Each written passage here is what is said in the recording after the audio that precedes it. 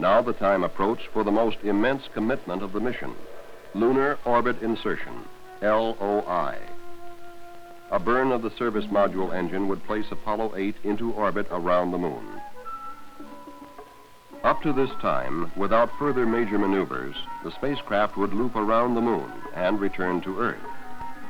Once the burn was made, Apollo 8 would be held by the moon's gravity field until a later burn would push it free. Apollo 8, this is Houston at 6804, your goal for LOI. Okay, Apollo 8, let's go. You're riding the best bird we can find. Lunar orbit insertion would take place on the backside of the moon. With the moon between the spacecraft and the Earth, all contact would be lost until it appeared on the other side. In mission control, they anticipated LOS, loss of signal, from Apollo 8. We'll see you on the other side. Now, mission control and the world could only wait. Wait for the first contact with Apollo 8 as it emerged from behind the moon. We've got it.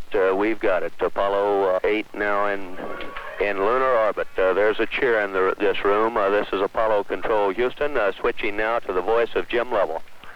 By 60.5, good to hear your voice. The burn was as close to perfect as possible. Later burns would circularize the orbit, and the three astronauts would circle the moon 10 times in 20 hours.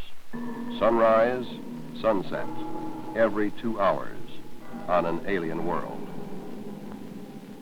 And they would take pictures, still photographs as well as motion picture film, here seen at a much faster rate than orbital velocity. Apollo 8, Houston, what does the old moon look like from 60 miles, over? Okay, Houston. The moon is essentially gray. No color. Looks like plaster of Paris. Or sort of a grayish beach sand. We can see quite a bit of detail. The craters are all rounded off. There's quite a few of them. Some of them are newer. Many of them look like, especially the round ones, look like hit by meteorites or projectiles of some sort. Langrenus is quite a huge crater. It's got a central cone to it. The walls of the crater are terraced, about 6 or 7 different terraces on the way down.